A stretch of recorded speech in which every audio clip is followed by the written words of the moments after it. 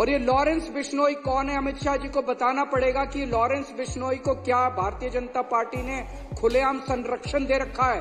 वो केवल भारत नहीं, पूरी दुनिया के अंदर।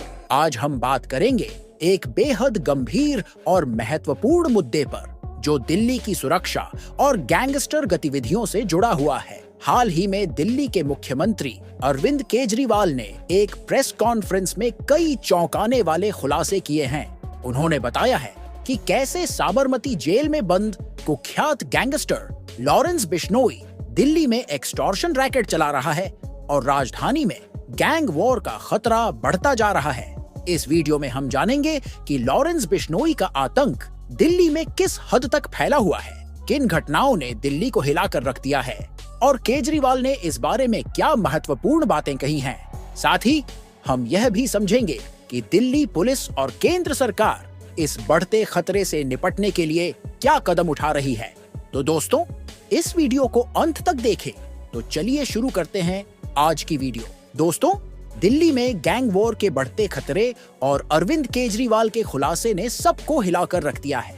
इस वीडियो में हम जानेंगे कि कैसे लॉरेंस बिश्नोई गैंग ने दिल्ली में आतंक मचा रखा है और इस पर अरविंद केजरीवाल का क्या कहना है। अरविंद केजरीवाल ने हाल ही में एक प्रेस कॉन्फ्रेंस में दिल्ली में बढ़ते गैंगस्टर गतिविधियों पर चिंता जताई। उन्होंने खुलासा किया कि कैसे साबरमती जेल में बंद लॉरेंस बिश्नोई दिल्ली में अपना एक्सटॉर्शन रैकेट चला रहा है। उन्होंने सवाल उठाया कि अमित शाह और उनकी टीम इस पर क्या कर रहे हैं। केजरीवाल ने कहा कि आपके पड़ोस में गैंग वॉर शुरू हो गए हैं और लॉरेंस बिश्नोई गैंग ने हंगामा मचा रखा है। यह व्यक्ति साबरमती जेल में कैद है, जो कि गुजरात के अंदर है। समझ नहीं आ रहा कि लॉरेंस बिश्नोई वहां से दिल्ली के अंदर एक्सटॉर्शन रैकेट कैसे चला रहा है। क्या चल रहा है दिल्ली के अंदर? अमित शाह कर क्या रहे हैं? कहां है अमित शाह? पूरी दिल्ली को उन्होंने गैंग्स के हवाले कर दिया है, जैसे कि पूरी दिल्ली गैंग्स चला रहे हैं। आज पूरी दुनिया के अंदर दिल्ली को गैंगस्टर कैपिटल के नाम से जाना जाता है। कौन आएगा दिल्ली के अंदर अगर इस तरह से पूरा दिल्ली गैंगस्टर खुलेआम घूमेंगे? अमित शाह जी को बताना पड़ेगा कि लॉरेंस बिश्नोई को क्या भारतीय जनता पार्टी ने खुलेआम संरक्षण दे रखा है। केजरीवाल ने एक अखबार दिखाते हुए कहा कि यह बहुत नामी गिरामी अंग्रेजी का अखबार है और इसमें दिल्ली की कानून व्यवस्था को लेकर छपा हुआ है कि आपके पड़ोस में गैंग वॉर शुरू हो गए हैं। इसमें 3-4 घटनाओं का जिक्र किया गया है जो पढ़कर आपके रोंगटे खड़े हो जाएंगे। 13 सितंबर को ग्रेटर कैलाश में एक जिम ऑनर नादिर शाह की हत्या की गई। नादिर शाह बहुत बड़ा बिजनेसमैन था और उसे कथित तौर पर लॉरेंस बिश्नोई के एसोसिएट्स ने गोली मारकर उसकी सरेआम सड़क पर हत्या कर दी। इसके बाद 20 सितंबर को ग्रेटर कैलाश में ही एक म्यूजिक कंपोजर अमन बत्रा को लॉरेंस बिश्नोई के एक एसोसिएट की कॉल आई, जिसमें 5 करोड़ रुपए की फिरौती मांगी गई। सितंबर के महीने में सैनिक फॉर्म्स में गोदारा गैंग का एक आदमी सैनिक फॉर्म्स में एक बिल्डर को कॉल करता है और 5 करोड़ रुपए की फिरौती मांगता है। कहता है कि अगर पैसे नहीं दिए तो इसके परिणाम बहुत खतरनाक होंगे। 30 सितंबर को वसंत विहार में एक रियल एस्टेट डेवलपर को एक कॉल आई, जिसमें कॉल करने वाले ने खुद को यूएस बेस्ड गैंगस्टर और लॉरेंस बिश्नोई के एसोसिएट गोल्डी बरार बताया और 2 करोड़ रुपए की फिरौती मांगी। 26 सितंबर को नारायणा में एक लग्जरी कार शोरूम में 20 राउंड गोलियां चलाई गई और शूटर पीछे एक नोट छोड़ गए जिसमें लिखा था भाऊ गैंग।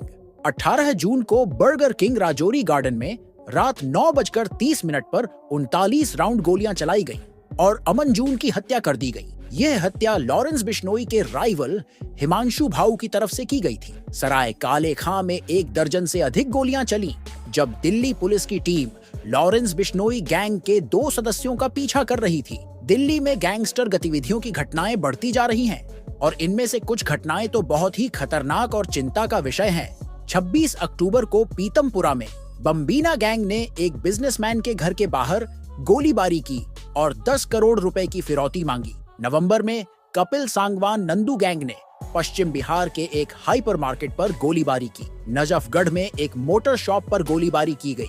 नवंबर में ही जितेंद्र गोगी गैंग ने नांगलोई में एक प्लाईवुड शॉप के बाहर गोलीबारी की। अगस्त के महीने में अनमोल बिश्नोई गैंग, जो कि लॉरेंस का भाई है, उसने शादरा में एक ज्वेलर से 10 करोड़ रुपए की फिरौती मांगी। नारायणा के एक बिजनेसमैन ने अगस्त 14 को दावा किया कि उसे भाऊ गैंग से फिरौती की कॉल आई।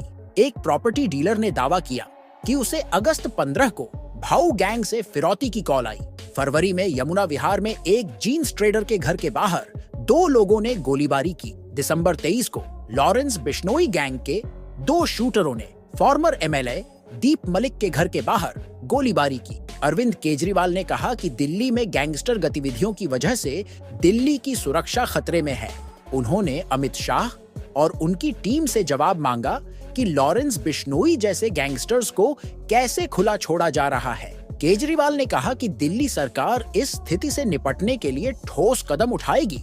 उन्होंने पुलिस और सुरक्षा एजेंसियों से कहा कि वे गैंगस्टर गतिविधियों पर कड़ी नजर रखें और दोषियों को जल्द से जल्द गिरफ्तार करें।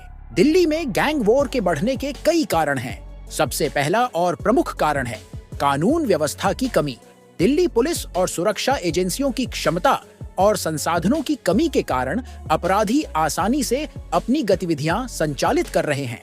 इसके अलावा राजनीतिक हस्तक्षेप और भ्रष्टाचार भी एक बड़ा कारण है। कई बार देखा गया है कि प्रभावशाली व्यक्तियों और राजनेताओं के संरक्षण के कारण अपराधी कानून के शिकंजे से बच निकलते हैं। लॉरेंस बिश्नोई जैसे अपराधियों का जेल में रहते हुए भी अपनी गतिविधियों को जारी रखना भी एक चिंताजनक पहलू है। यह दर्शाता है कि जेल प्रशासन और सुरक्षा एजेंसियों के बीच समन्वय की कमी है। इसके अलावा आधुनिक तकनीक का दुरुपयोग भी एक बड़ा कारण है। अपराधी अब सोशल मीडिया और अन्य संचार माध्यमों का उपयोग करके अपने नेटवर्क को बनाए रखते हैं और अपने अपराधों को अंजाम देते हैं। दिल्ली पुलिस और सरकार की भूमिका इस पूरे मामले में अत्यंत महत्वपूर्ण है। पुलिस को अपने सुरक्षा उपायों को और सख्त करने की आवश्यकता है। इसके लिए आधुनिक तकनीक का उपयोग किया जाना चाहिए और पुलिस को नवीनतम उपकरण और प्रशिक्षण प्रदान किया जाना चाहिए। इसके अलावा सरकार को भी इस मामले में सक्रिय भूमिका निभानी चाहिए और कानून व्यवस्था को बनाए रखने के लिए सख्त कदम उठाने चाहिए। जनता की सुरक्षा सबसे महत्वपूर्ण है। दिल्ली में बढ़ते अपराध और गैंगस्टर गतिविधियों के कारण आम जनता का जीवन खतरे में है। सरकार और पुलिस को मिलकर काम करना चाहिए ताकि जनता का विश्वास बहाल हो सके और लोग सुरक्षित महसूस कर सके। इसके लिए आवश्यक है कि अपराधियों के खिलाफ कड़ी कार्रवाई की जाए और उन्हें जल्द से जल्द न्याय के कटघरे में लाया जाए। दिल्ली में बढ़ते गैंग वॉर और अपराध की घटनाओं ने सभी को चिंतित कर दिया है। अरविंद केजरीवाल के खुलासों ने इस मुद्दे को और भी गंभीर बना दिया है। हमें उम्मीद है कि सरकार और पुलिस इस मामले को गंभीरता से लेंगी और उचित कार्रवाई करेंगी ताकि दिल्ली फिर से एक सुरक्षित शहर बन सके। धन्यवाद दोस्तों, इस वीडियो को देखने के लिए।